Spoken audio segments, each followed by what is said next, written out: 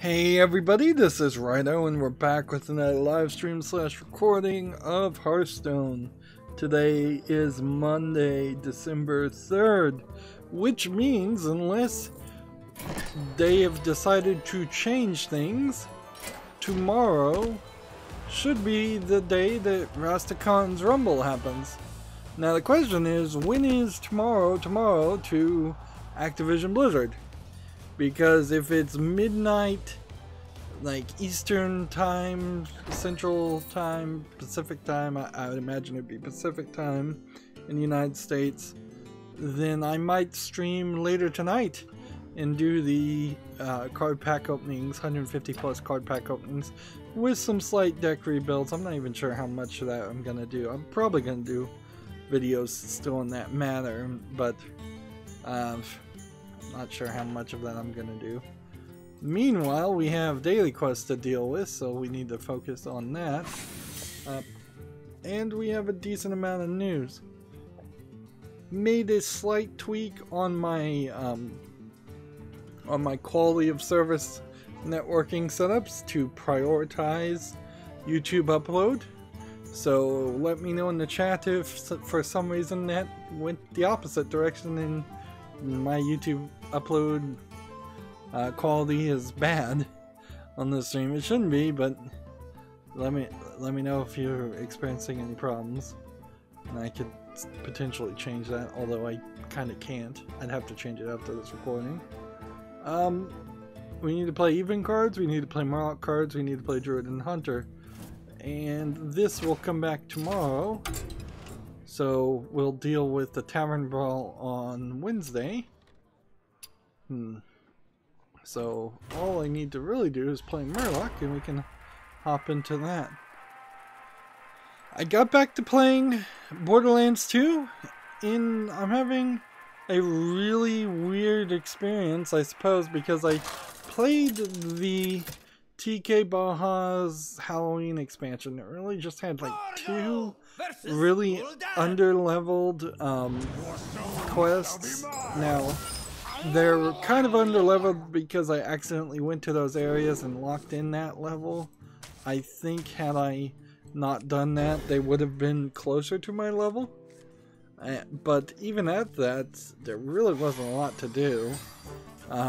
We have turned and then into our strength. Really in an hour and a half I was done with that bit of the DLC, and now I'm doing the Hammerlock Quest DLC, which feels like it might have been a second season style of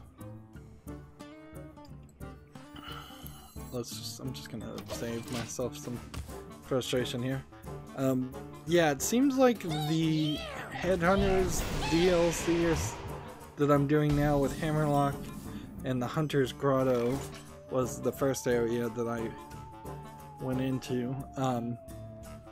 Seems like that is built around the idea of a much longer bit of DLC. Because it's showing me chapters, it's taking me to a secondary area. I'm about to leave the secondary area to go to a third area. I mean, it really feels like an actual addition to Borderlands 2, whereas most DLC elements in general are not like that. They are instead at best. Let's see.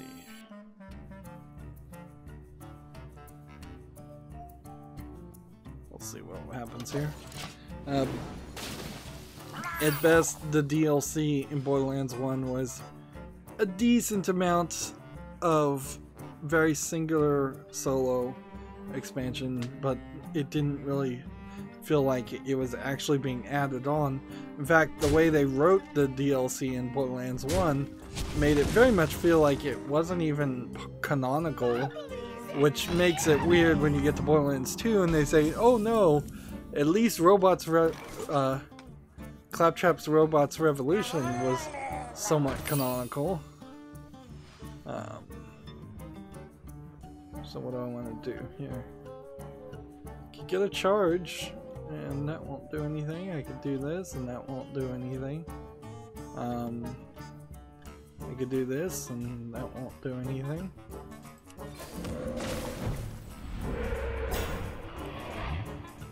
Okay. So what do I want to do now?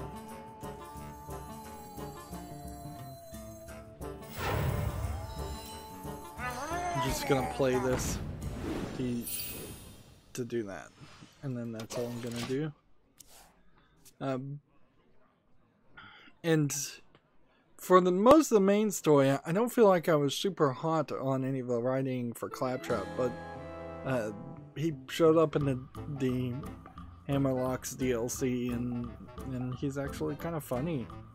I'm back to liking Claptrap, which seems weird. I think he's overplayed out, certainly, but there is still room to give him funny lines of dialogue and still have him be an interesting character.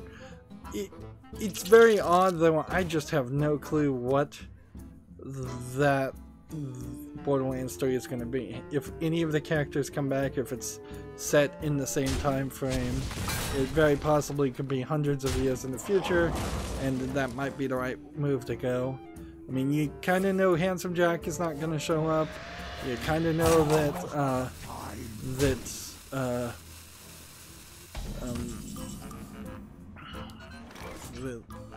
several of the other characters aren't going to show up. Brick clearly won't show up because the person that voiced, I mean, not Brick, but Scooter is not going to show up because the character that voiced Scooter is not working for the company anymore due to medical reasons.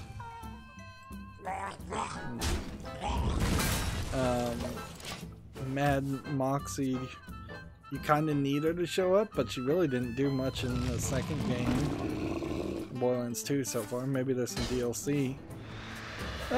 But certainly taking almost a month and a half of a break between playing the main story of Borderlands 2 and getting to this point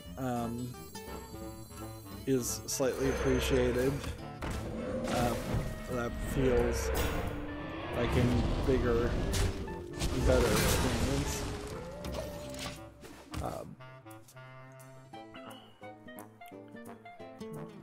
What else to say about it?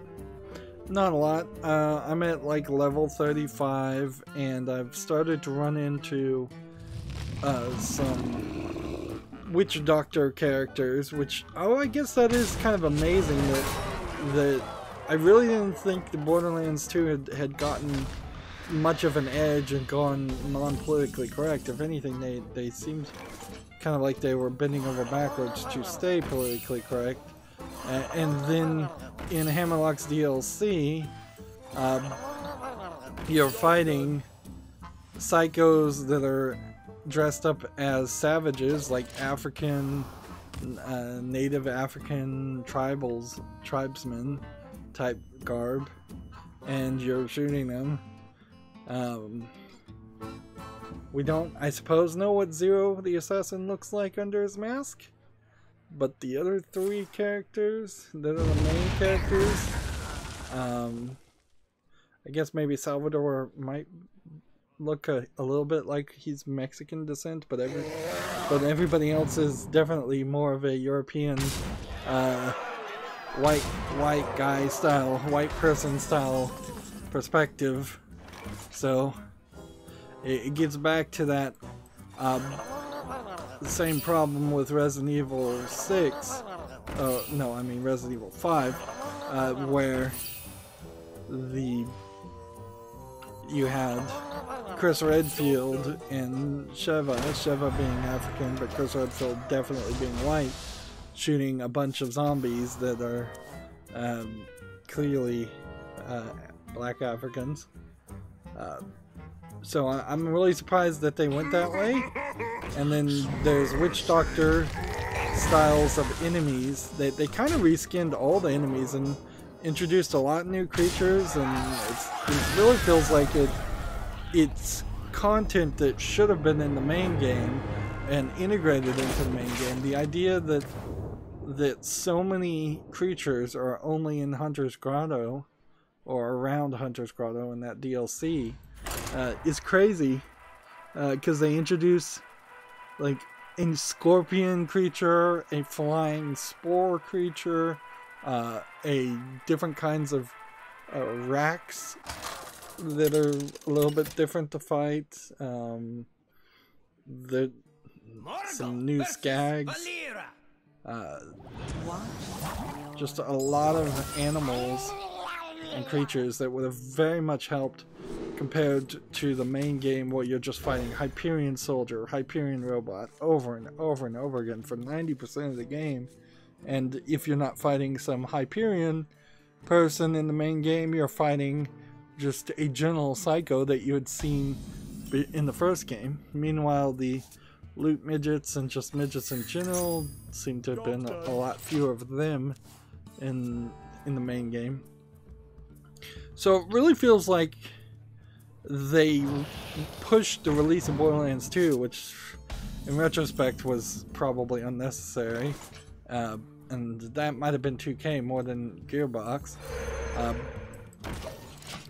but by pushing the release and rushing it, they didn't have the AI and the skins and the animations done for a lot of characters, and then all that work finally got finished in this DLC, which feels like a shame. If I was doing a director's cut of Borderlands 2, I would definitely add all of the animal creatures that had been in the DLC. I'd add that to all of the game and get a lot more variety. That being said, even though the variety is very much appreciated, it still does feel like either I'm in positions where I'm overpowered and it's just grinding and shooting the same guys over and over again. That's what Borderlands is. You're either with that idea or you're not. That's also just first-person shooters in general. Without major rebalancing, you can't avoid that. But then also you'll get to points now where I'm underpowered and I'm really struggling to find a way to kill certain people, and I'm dying a lot. And there's a challenge to have like $500,000 in your wallet, and that's kind of hard to do because you're dying and losing like 7,000 every time I die. Bullets have gotten more expensive.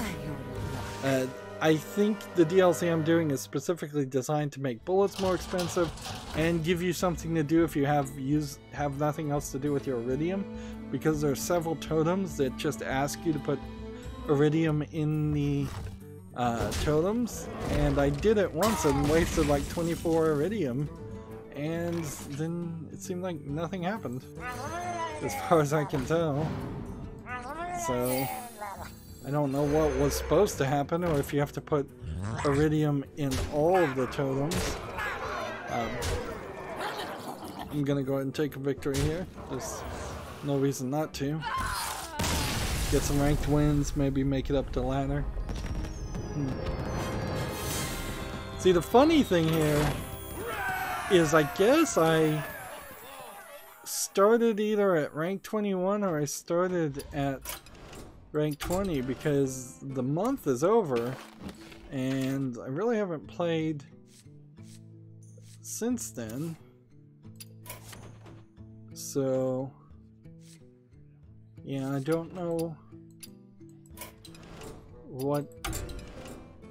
why I'm already at rank 20. But I'm not gonna look a gift horse in the mouth, certainly. Maybe this was the beginning of the new ranking system where you don't fall back as far if you make it up to rank 20. Moving on with the news, we do have a lot of news, and I could probably mention a few more things about Borderlands, but honestly, these episodes, as long as I get them scheduled and they're out, they're not gonna Oh man, they're gonna air like in 2 days. I'm gonna have to upload some videos, I think, instantly, unless I'm off on the time. Like, man, I totally dropped the ball.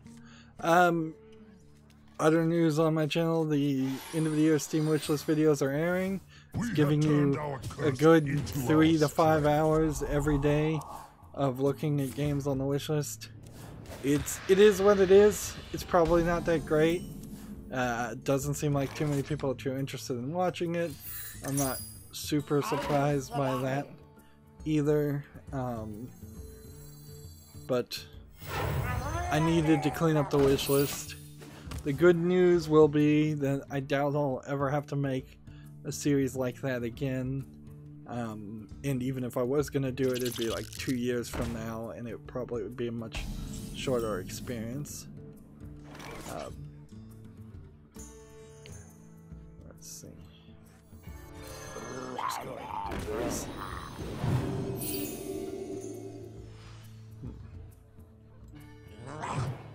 And then hit that, I guess. But yeah, it doesn't seem like anybody's watching those.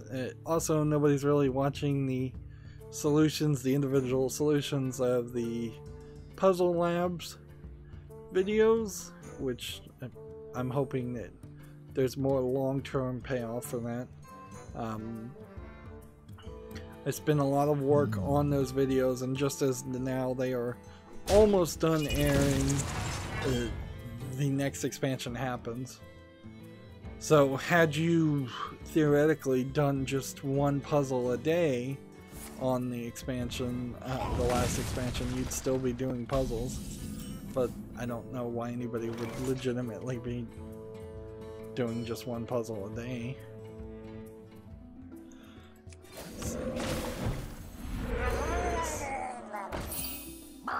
Attack here. Moving on, TechRaptor has an article. Path of Exile PS4 release has been delayed until February 2019. Which Path of Exile is, I think, the game to play if you want to play something like Diablo. Because yeah, Diablo is not the Diablo game that you probably want to play these days. Alright, let's just do this. And this. Alright, so I could kill this. Do that. TechRaptor has another article. The Humble Bundle store hosts a Bandai Namco sale, so if you wanted to buy Bandai Namco games on sale, 5% goes to a charity of your choice. You could get .hack/GU last recode, or Tekken 7, or One Piece Unlimited World Red, or One Piece Burning Blood, One Piece Pirates Warriors 3. Those are the games referenced by TechRaptor. I'm imagining more, and TechRaptor discloses that they have an affiliate partnership with them, so they're getting a bit of a kickback by advertising the sale, basically. Shields up. Still haven't gotten around to buying that Humble Bundle that I want to get. I need to do that. Probably later tonight. I could hit this and survive. Just wouldn't really kill it. Komatsu has an article. Sunrin Kagura's 7 Even producer. Quote, it may take some time due to recent worldwide regulations. Quote, we have to make the games in a way that they aren't misunderstood. So here's the weirdness on this story. This is a continuation and perhaps maybe a side separate issue that's not connected to Sony Entertainment and their new censorship of adult games, lewd games, anime games. Senran Kagura being the anime ninja girls. This is also the this Senran Kagura game that they're talking about is the next game in the main series. So on one hand, you can say this is just Sony BSing all over the place. On the other hand, you have to put on your tinfoil hat and actually believe that there are some new laws and regulations that have been passed that nobody has heard about and nobody knows anything about. Like, because that's really what it boils down to.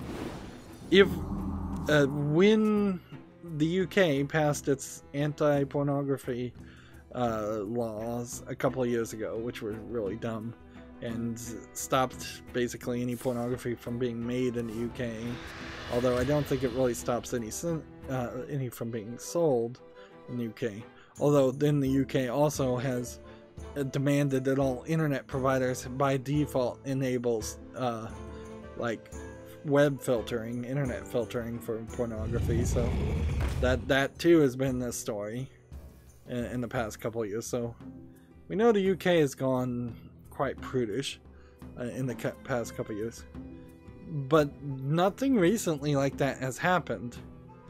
So I don't know what rules they're trying to say have been implemented, and what country is it that is so important, a market that they're trying to reach, that they are bowing to those rules in a worldwide perspective. Even if it was the United States that had implemented some new rules or regulations, why are these games seemingly getting delayed even in Japan? Or if it was Japan that passed new laws, I mean, that is possible. I suppose that Japan did pass some new laws, but I think I would have heard about that too. Senran Kagura's next game is a PlayStation exclusive. There should be some market in which this wouldn't have been delayed. Honestly, this feels like it's just Sony reinterpreting the law to mean something completely different, and being demanding and really just betraying their client base in quite a way. Like, do I want to play this? Or do I want to play this? I guess I should play this first, because this will give me cards. And let's see, what else can we do? We've got a 3, so we need to get something gone. This and let's see. Freeze an enemy.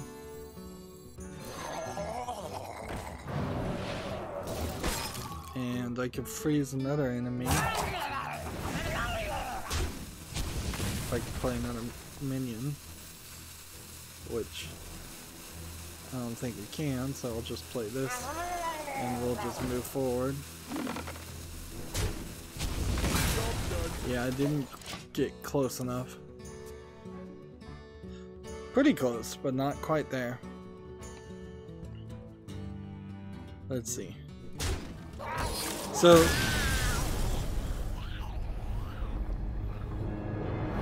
the exact quote here is from Takaki, Takaki, is which is the Senran Kagura, I think, producer. Yeah. Says, quote, recently worldwide regulations regarding sexual depictions are beginning stronger, and in that respect we have to make games in a way that they aren't misunderstood. Certain things are harder than they've ever been before. Giving that, I think, brackets the game, is going to take some time. When we want to make it happen.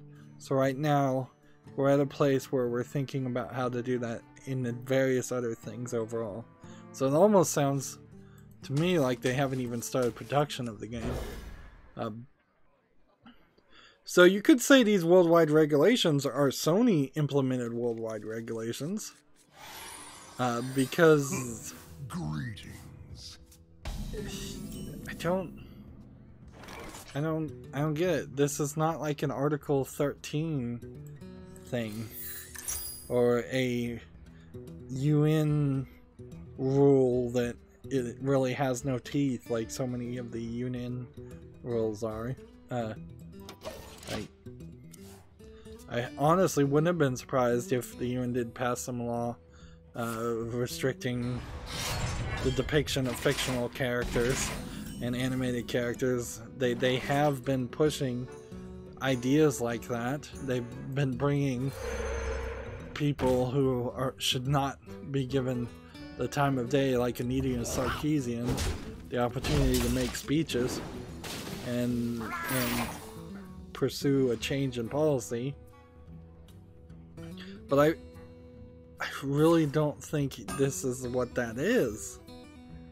Like, you basically have to assume that there is a secret government with secret laws that have not been told to anybody and have not been leaked out by anybody, that have somehow told the Japanese people that they can't make the games they used to make.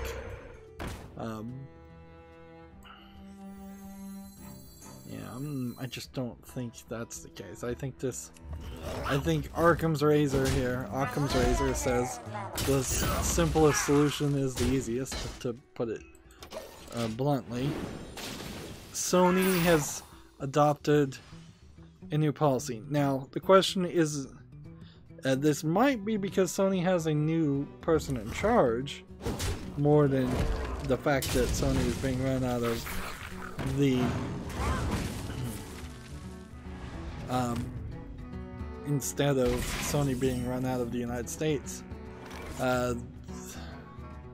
Gamatsu continues their article. Takai's comments regarding stronger regulations against sexual depiction are likely in reference to Sony Interactive Entertainment, whose recent regulations resulted in the intimacy mode from Senran Kagura Burst Renewal being removed from the PlayStation 4 version in the West. Remember, I guess, it has to be that, doesn't it? Because these modes were... A lot of this stuff is still very much allowed on the Switch. And if you thought, if you were the guess, I would have said the Switch would have been the Nintendo product would have been the more censored version. It continues, said regulations have also been inconsistent, while games like Nor to Ojo to Nora Nico Heart, Nico Para Volume 1, and Yuana and the Haunted Hot Spring Steam Dungeon have been edited to include White Light and More Fog.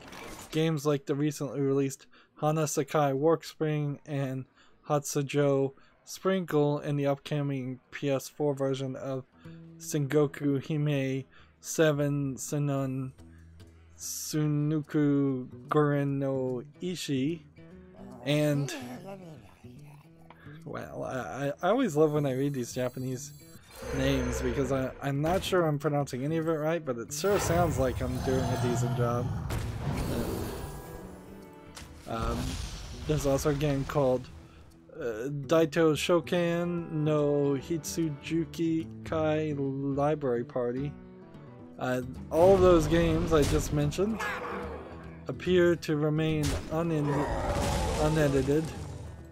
Sony has yet to publicly speak on these regulations, so specifics are unknown. And inherently, this all boils down to is a developer like Senran Kagura, developers for games like Senran Kagura, they're already working on a shoestring budget. Like, they're doing their best to make a quality product where they're competing in a field that is very heavily full of very low quality products that very possibly sell just as easily. So if Sony comes back and says you have to make these edits, that's paying somebody to do some editing, and that's not Sony doing paying for it. And just any kind of delay can be hundreds of thousands, if not millions of dollars, depending on the project. And so Sony has been able to create a bully pulpit in which they can just kind of force people to act super conservatively for fear of not getting approved. Anyways, I spent too much time on that story. The story is continuing and growing, and I imagine, give it a couple more weeks, we'll have at least one more story of one more game. Now, the Senran Kagura series has already been out on Steam, at least some of the games are. So this very possibly could be the straw that breaks the camel's back, and we see that Senran Kagura goes full PC and doesn't even bother to make a PlayStation version, and then maybe they skip over to Switch 2. And if we see enough Japanese developers do that, whether they're making adult products or just regular games, this very possibly is going to be the end of the PlayStation. If this continues to go the way I think it is going to go. There is also a question in my mind whether Sony PlayStation is even making a PlayStation 5. Like, when you look at how horrible the Sony Classic was, like, maybe they're just getting out of the market completely. Like, you would assume that they're making PlayStation 5.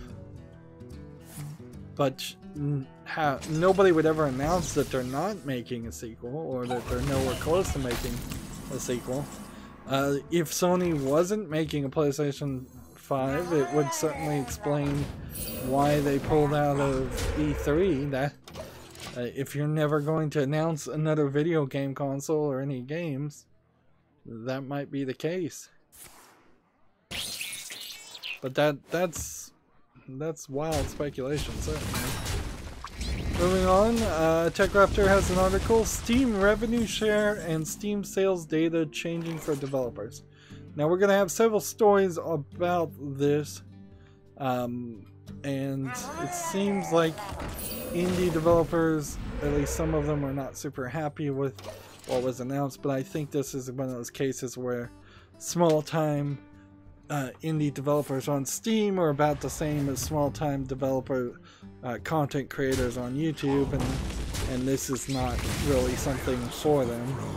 This is probably, if anything, some kind of concession to keep more of the AAA developers on Steam and not move over to like the Windows Store or EA Origin or Uplay. Like, if there's revenue share, convinced EA Origin and Uplay to bring all of those games back to Steam, or just Steam for the first time, I would be rather happy. That would be very nice. So, according to an announcement from Valve on the Steamworks developer page, which I didn't see that announcement, maybe I'll see it later, because I have that on my cell phone, the RSS feed of their announcements. But actually, I probably didn't see this announcement because I don't follow the Steamworks developer group. Much like other any other digital store, Steam revenue share is a percentage of sales for any product on the platform. Valve provides a number of services for the developer, including hosting the files, distributing patches, and providing Steam community access, and more. Steam revenue share is going to be changed for some of the most successful developers, alongside a change on how devs will be able to disclose Steam sales data. Which I'm not sure that there's really any large demand out there from developers to disclose or be able to disclose their sales data.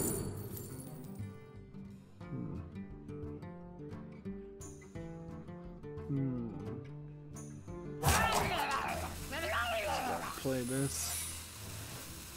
I'm just going to do that. Job done. In return. Let's see. For most developers, Steam revenue share will remain at a 30% cut. Developers who do really well and make $10 million or more will see that percentage reduced to a 25% split. If a developer has a blockbuster hit on their hands, earning $50 or more, Steam revenue shares will go to its lowest ever level of 20% of a game's earnings. And see, I wouldn't be surprised if there have been some secret deals done in the background that nobody's ever disclosed that would imply that that's probably not true. I would be surprised if there had been some deals with the likes of EA where it's been as low as 0 on some games for a short time.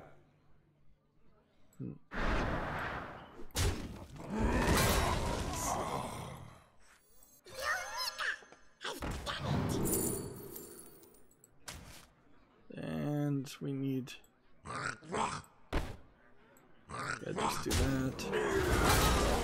That and that. And return.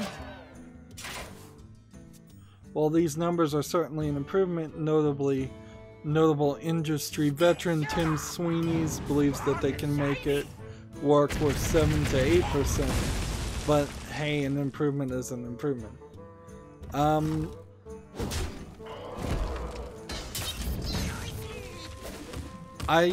I don't see a reason why we would want Valve to starve itself of income. But if it really was going to lead to a notable increase in the number of games on the storefront, I'd be cool with that if they wanted to do that. The question really boils down to, do you want Valve to have money to make other games? And maybe you do, maybe you don't when you look at Artifact and the fact that there's not been another Half-Life game in decades. Let's see. And there's nothing you can really take from this. It doesn't feel like they're making so much money from Steam Direct that they can just rob Peter to pay Paul by taking money from the Steam Direct people and giving it to the top tier game developers.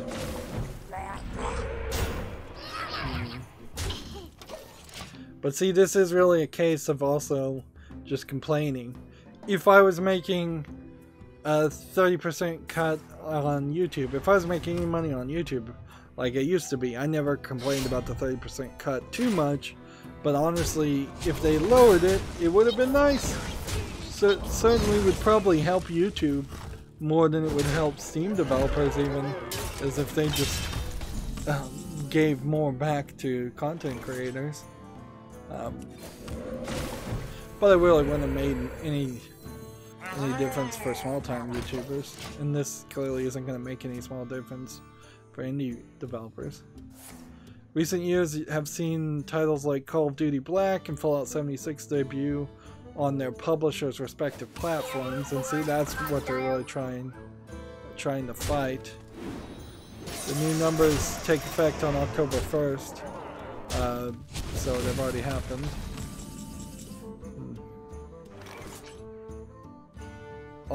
Any sales made before that date will be at the old rate. Steam takes a cut of pretty much everything on the store, including DLC, microtransactions, and the like.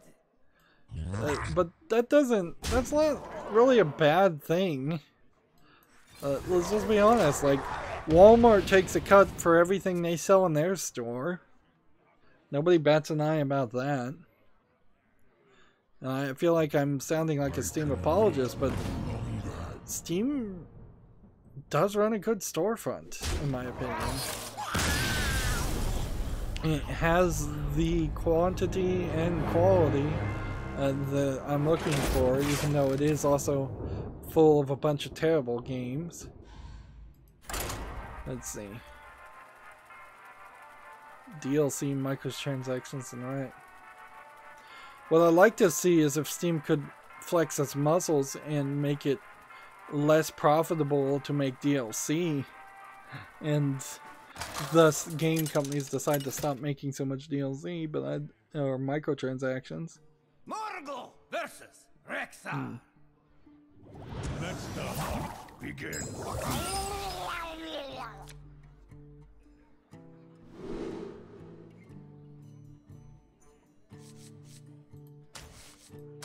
Interesting. Let's see. Perhaps the article continues. Perhaps one of the biggest points is that this also will apply to the community market game fees, further enhancing the post-launch prospects for companies to keep bringing in the money. Well, they say the dosh, but that's money.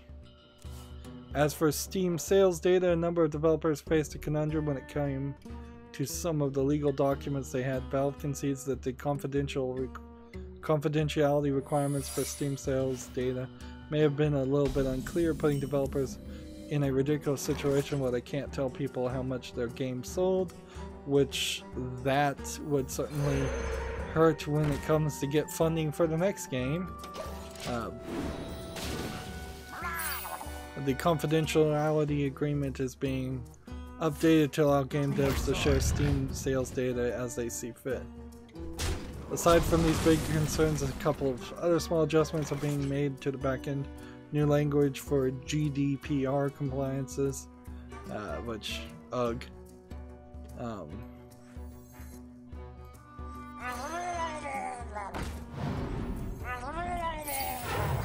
Let's go and play this. And I should have just attacked here first. Job's done. Is being added, and some safety warnings for VR games are making their way onto the Valve's digital distribution service. The changes to the Steam revenue share and Steam sales data seem to rectify two issues that developers of big games and of games big and small have been having for years. Remains to be seen whether these will be enough to turn the tide and keep games from permanently running off to other platformers.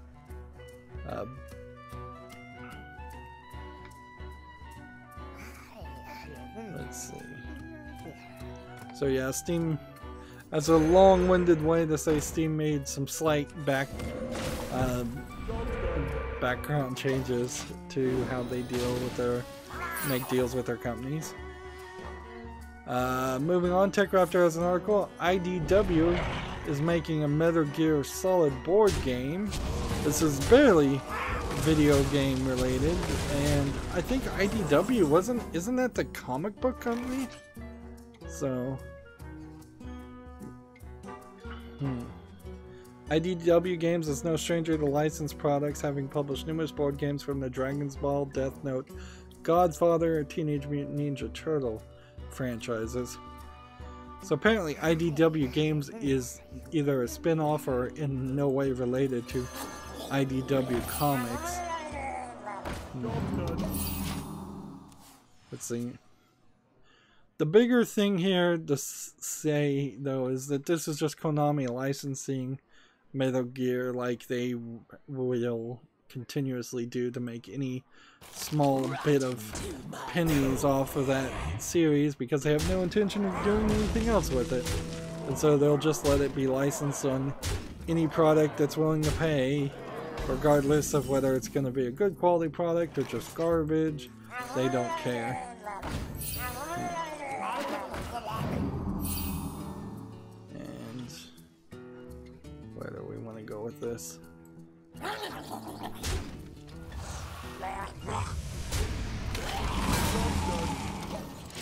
Let's see.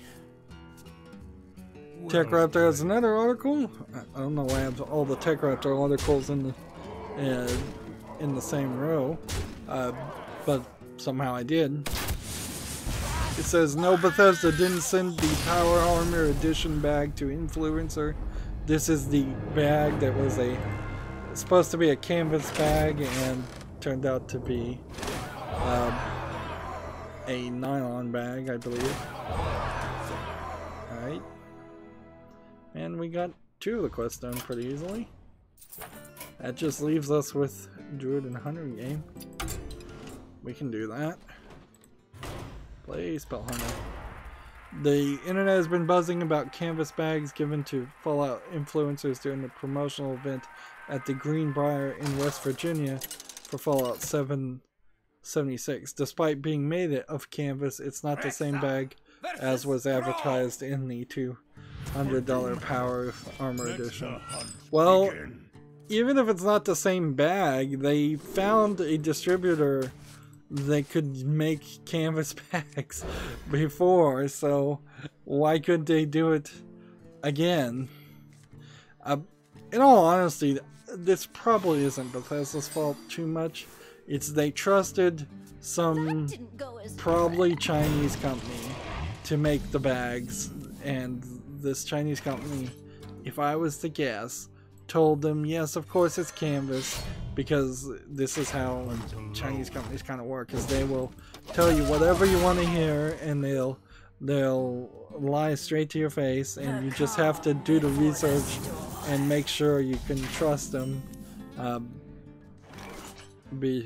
before you go into business with them. So I assume, and this is just my kind of own anti-Chinese bias a little bit, but I assume it was some cheap company, maybe not in China, maybe it was in India.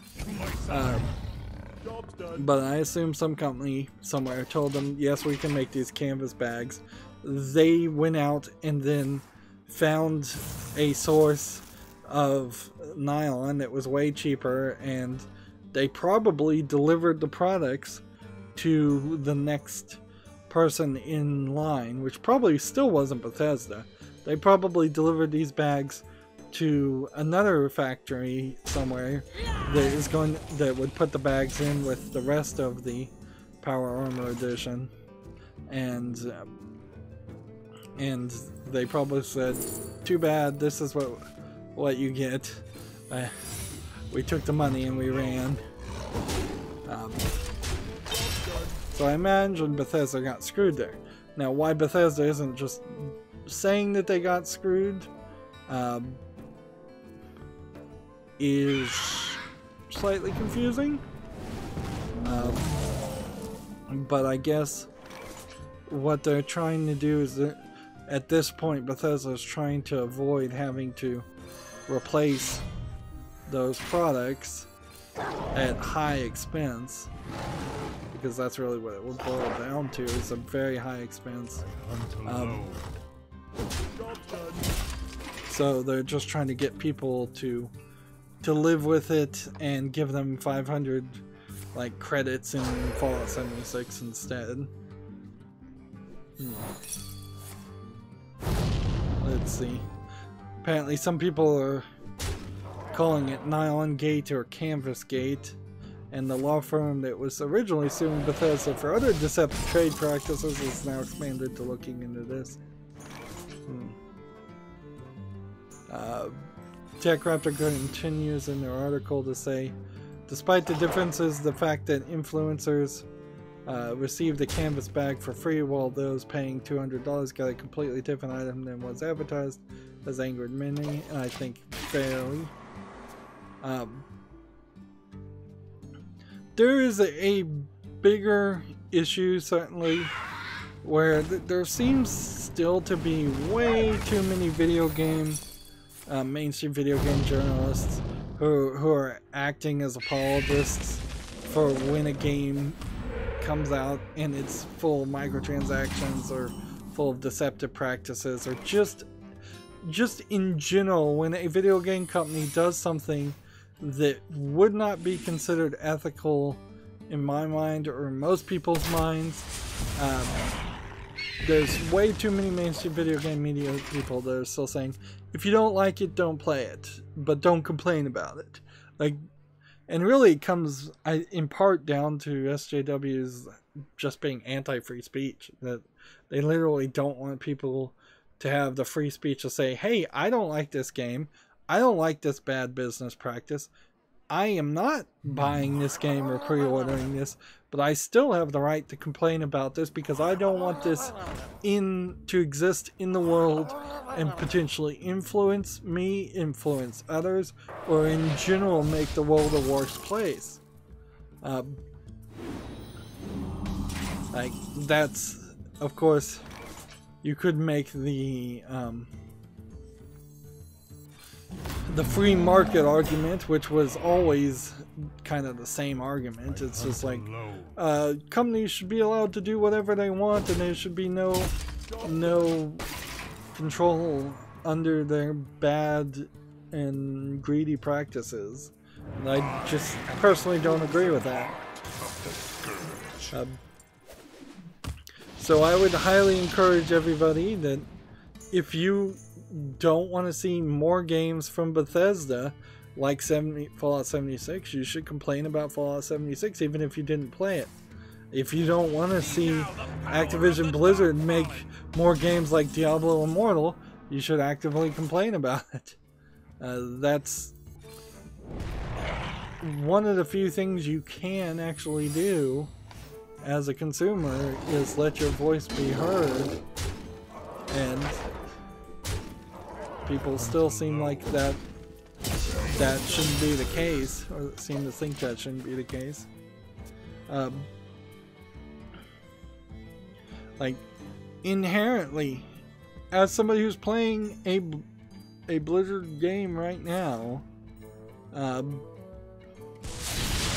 don't want to see Activision Blizzard turn into a worse and worse company and embrace bad business practices, because that will ultimately either stop them from making good games like a Diablo 4, StarCraft 3, new additions to World of Warcraft, a new Warcraft in the series.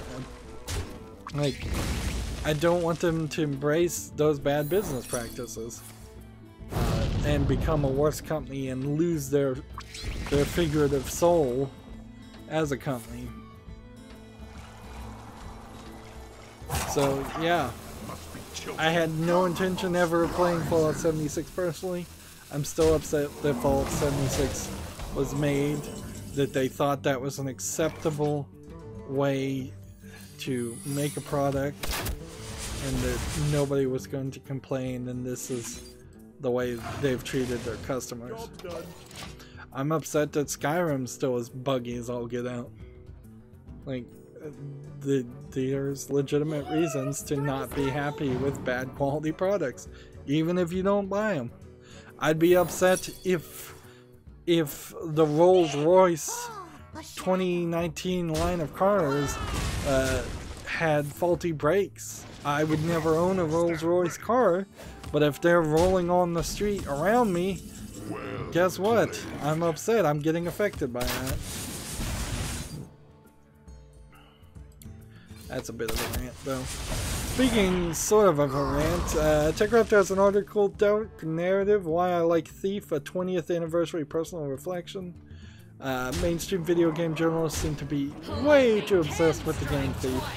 Now, I haven't played the game Thief, certainly, and I do want to play it eventually, but it is so overhyped. I seriously doubt I'll have any kind of like amazingly good experience with it. I can't imagine that a game like Thief 1 is anything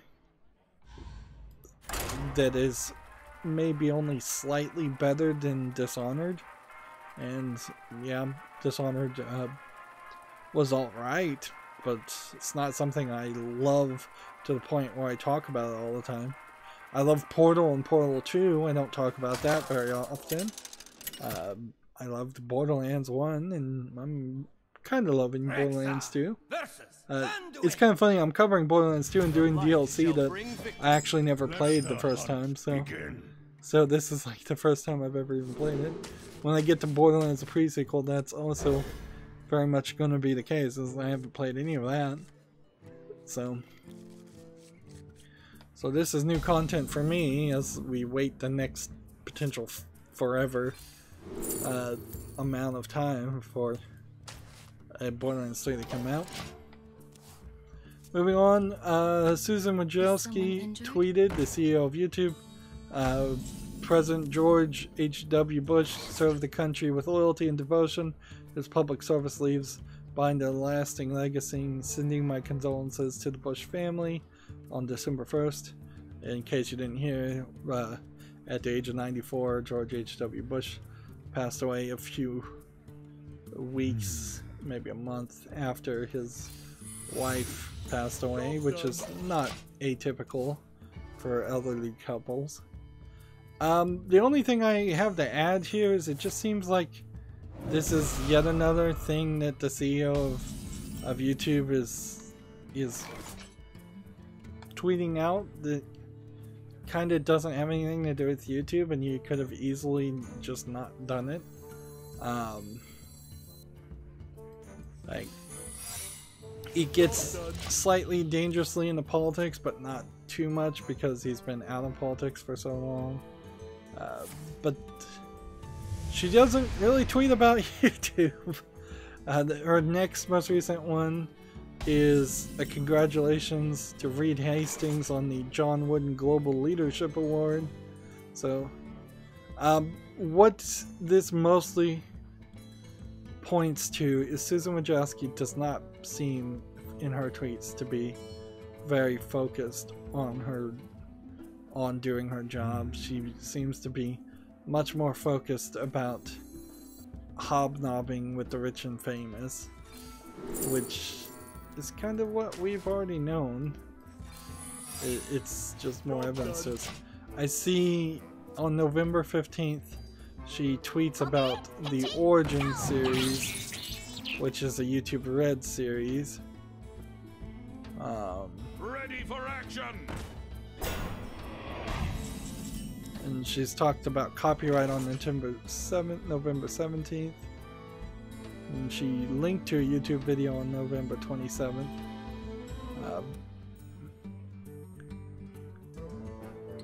Apparently, Dangerous Woman Diaries was tweeted on the retweeted by Susan Wojcicki on the 29th. And I don't know why I follow her. Frankly, I should just mute her. She's clearly not ever gonna say anything. By the way, her own little YouTube video YouTube channel hasn't put anything out pretty much since it first came out. I would be very happy to see a change of leadership at YouTube. A major change of leadership would be happy. Would make me rather happy.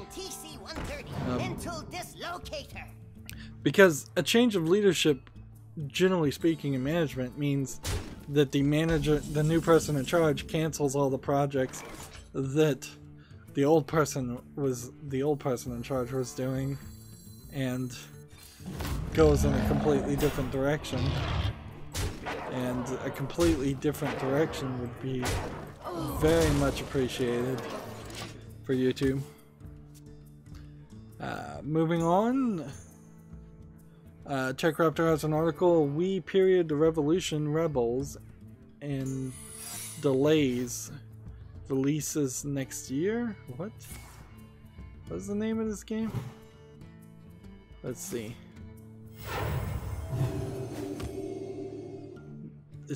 The game is We period the Revolution period. It's a French Revolution courtroom drama. The release is for the PC version, with a release on the Switch coming sometime later. Apparently it's coming out March 21st, so this is kind of a hype article that I don't really need to focus on. Like, French courtroom. What I'm seeing is a guillotine. I guess it's both guillotine and courtroom.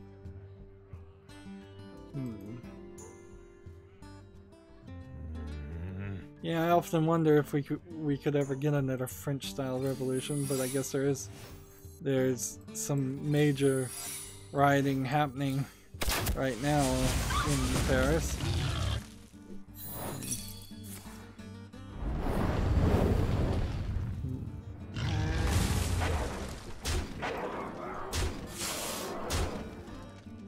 But yeah, that's not much of an article that I need to deal with. Wow, we've got our first game on Steam. And see, this should be the last game for this recording. So, because I'm playing Borderlands 2, there is this issue of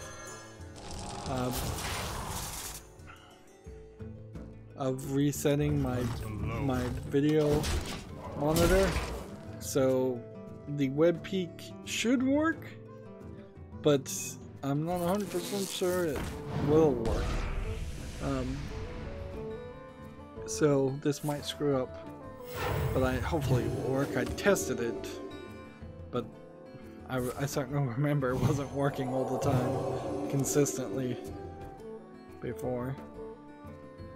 Anyways, we've got this game called Bubbly, which looks like you're flying around in a Super Meat Boy style low effort thing.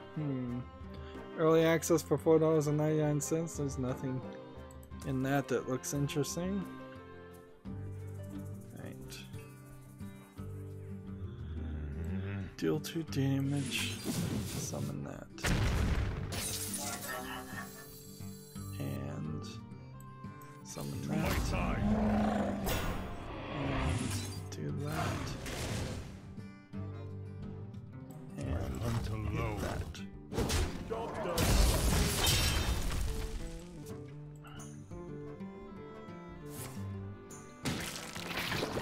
Let's see, next we have a game on Steam called Turn the Mirror Please, which looks like a single screen Unity. Look how big that X is.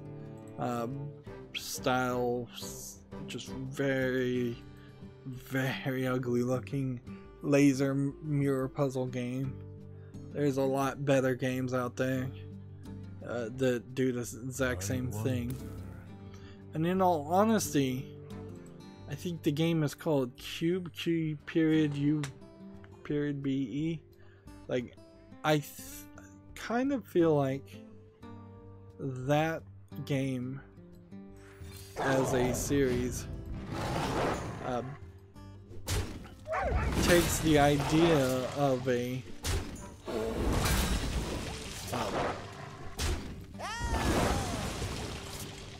I'm giving him all these spells for a reason. Quickly.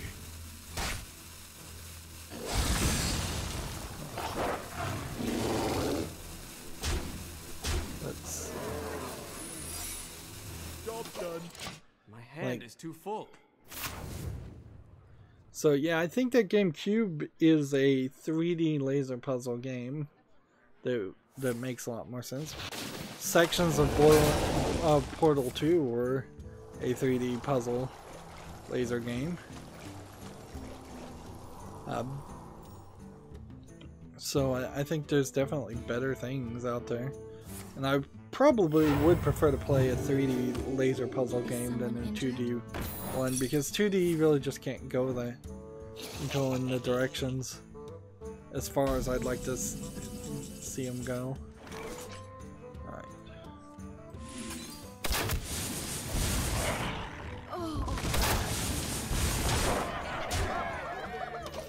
Gematsu has an article, the Neptunia character designer departs Idea Factory to go freelance. This is Tsunako, Tsunako, and they will continue to work on Idea Factory titles, however, so it's a little weird in Japan, or at least it used to be. I feel like maybe Japan's work environment has shifted a little bit, and particularly in video games and anime, more than more traditional careers and jobs. But it's not really realistic to be a freelance animator. It feels like, to me, that would be a bad move financially for the freelance animator. And it doesn't really feel like there's a reason why you would, as a company, want that to happen either. Now, what this boils down